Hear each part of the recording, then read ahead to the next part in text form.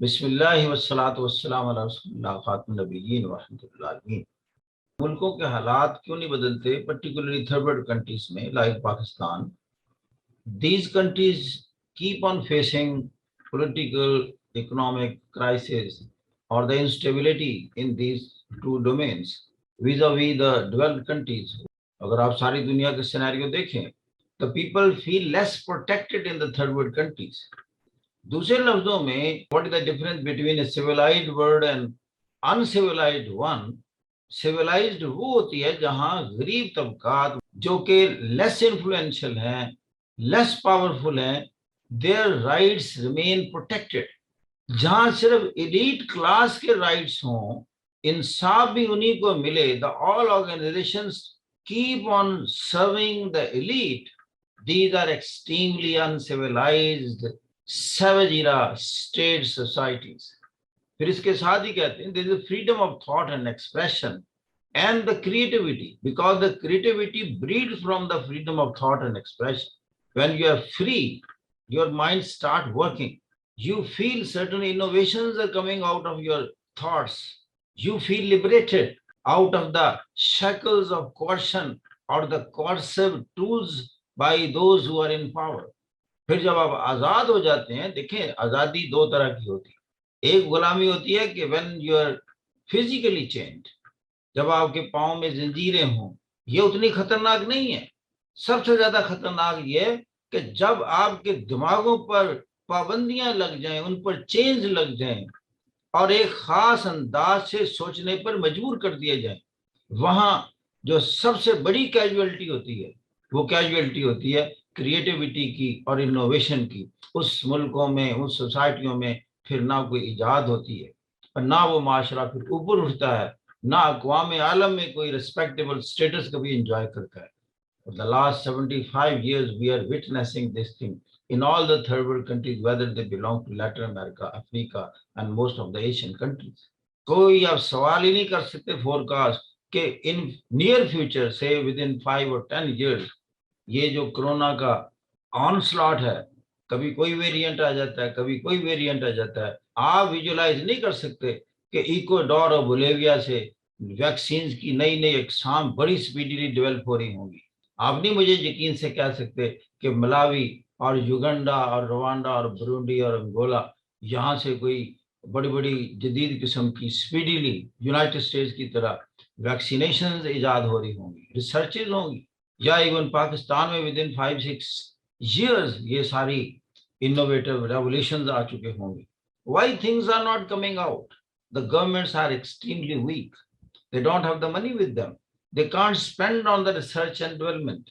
They can't, monitor and administer the organizations.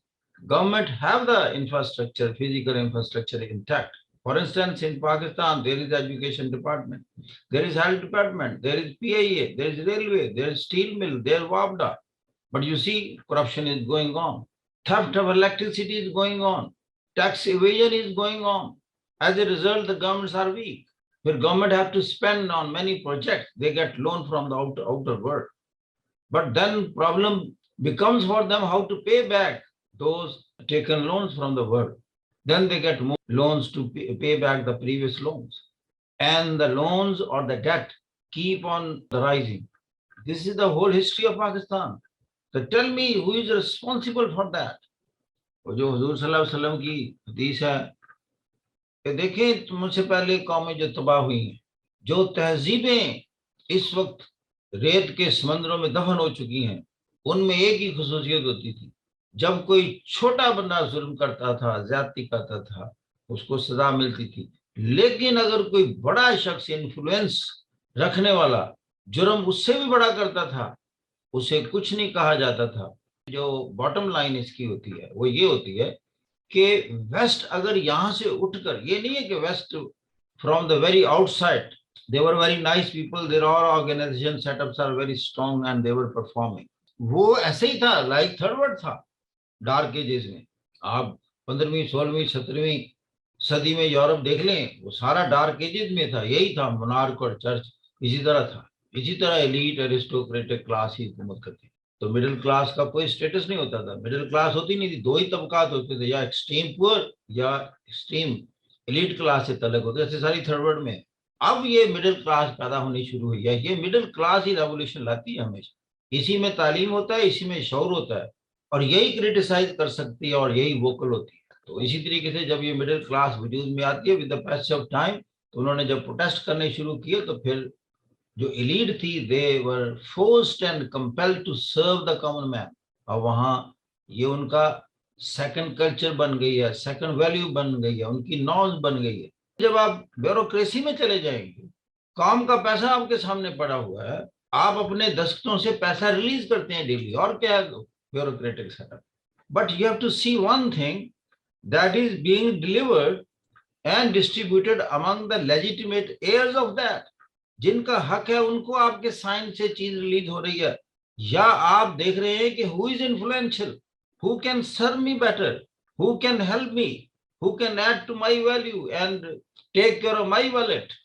तो ये सारी ब्यूरोक्रेसी थर्ड वर्ल्ड में ऐसे ही है कि आप देखें जितनी गवर्नमेंट के इदारे हैं, in most of the cases वो एलीट को सर्व कर रहे होते हैं, and common man is push to the pillar to the post. जब अल्लाह ताला को स्टडी करते हैं आप कुरान में, तो यकीन करें उसका फोकस होता है, ये वो लोग होते हैं जिनको मैं दुनिया में भी इज्जत देता हूं और आखिरत तो है ही उनकी। अब देखिए उसकी आयत का मैं मफहूम बताने लगा हूं। क्या ये आसमान और जमीन में जो कुछ है हमने खेल तमाशे के तौर पर पैदा किया हुआ है? अगर ऐसा करना होता तो हम खुद ही बना लेते और उससे खेल लेते, आपको पैदा करने की जरूरत क्या थी? हमने अगर ये सारे आसमान और जमीन पैदा किया और उसमें इंसान को बसाया, मकसूद क्या है? यहाँ तो हमने हक की बातिल पर चोट लगाना चाहते हैं, वो देखते देखते बातिल का सर कुचल के रख देता है। This is the reality, this is the forecast by the कादर मुतलक एब्सोल्यूट पावर अल्लाह। इसका मतलब यह है कि जो बातिल है, जो झूठ है, जो फ्रॉड है, उसका मुकद्दर है दुनिया में खत्म होना, और हक का मुकद्दर है छा जाना, फैल जाना, फाते हो जाना। ये अल्लाह के अल्फाज हैं, मेरे नहीं है। कई इसके ऑफ शूट्स हैं, कोई कहे जी मैं नकल मार कर इम्तहान पास कर लूंगा, मैं मोबाइल साथ ले जाऊंगा, मैं इससे दोस्ती कर लूंगा, इससे पूछ लूंगा। किस किस कदम पर, किस किस मिनट पर, कहां कहां आप मदद तलब करेंगे? Unless the quality education and the quality analysis oozes out and originates from the inside academic corners of your body and brain, you can't be a distinguished personality in the world, in the country, in the society.